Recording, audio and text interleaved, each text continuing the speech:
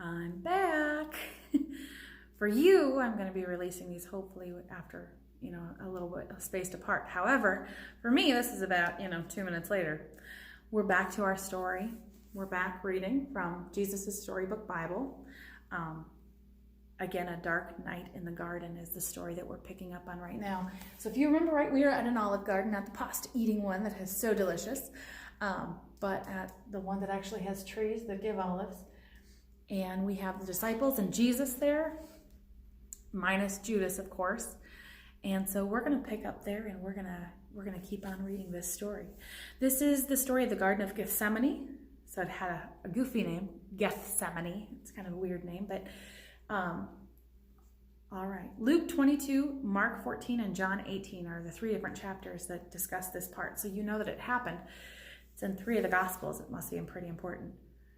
So the wind was picking up now, blowing clouds across the moon, shrouding the garden in darkness. "Stay up with me," Jesus asked his friends. They said yes and waited under the olive trees. But they were tired, and soon they fell asleep. Jesus walked ahead alone into the dark. He needed to talk to his heavenly Father. He knew it was time for him to die. They had planned it long ago, he and his Father. Jesus was going to take the punishment for all the wrong things anybody had ever done and ever would do. "Papa, Father," Jesus cried, and fell to the ground. "Is there any other way to get your children back?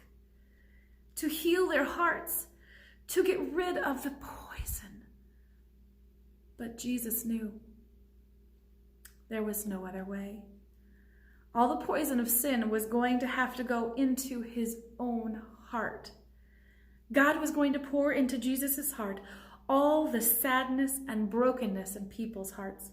He was going to pour into Jesus' body all the sickness in people's bodies. God was going to have to blame his son for everything that had ever gone wrong. And it would crush Jesus. It's a very, very heavy page. There you have the disciples. They fell asleep. And Jesus is back there praying in the moonlight. But there was something else, something even more horrible. When people ran away from God, they lost God. It was what happened when they ran away. Not being close to God was like a punishment. Jesus was going to take that punishment. Jesus knew what that meant. He was going to lose his Father, and that, Jesus knew, would break his heart in two. Violent sobs shook Jesus' whole body. Then Jesus was quiet, like a lamb. "I trust you, Papa," he said. "Whatever you say, I will do." So see there, he's laying himself down.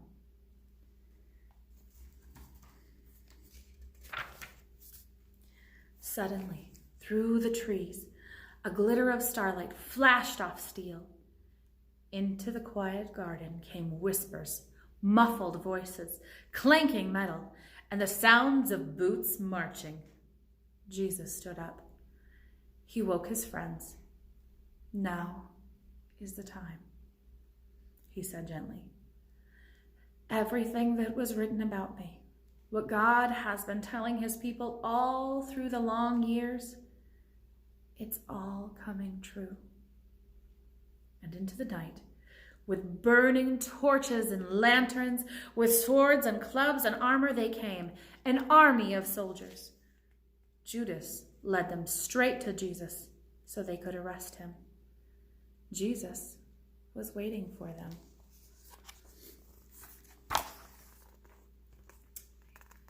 Here we have those soldiers coming in.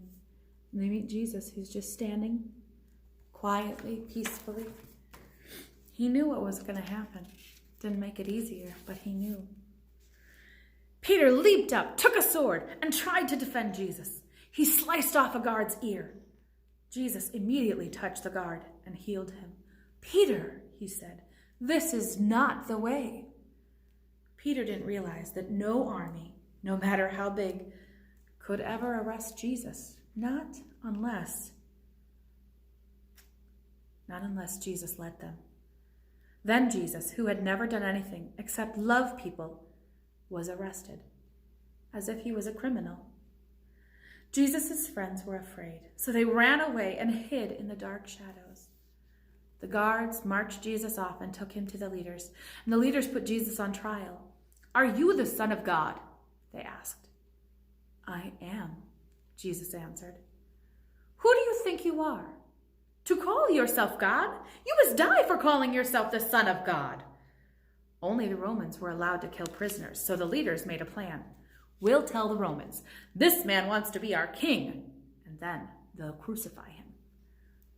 But it will be all right, in case you were worried, because all of this is God's plan. It was for this reason that I was born into the world," said Jesus.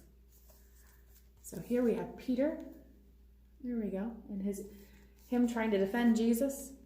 And we have Jesus being questioned by the leaders, but again standing calm.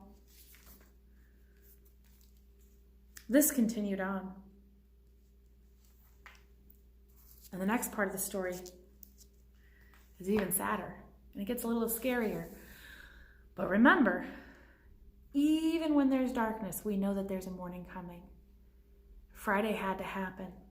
What happens next had to happen, because Jesus was going to do something. Just as it said in this had been written since the beginning of history, since the beginning of time. Jesus knew what was asked of him and what was going to happen.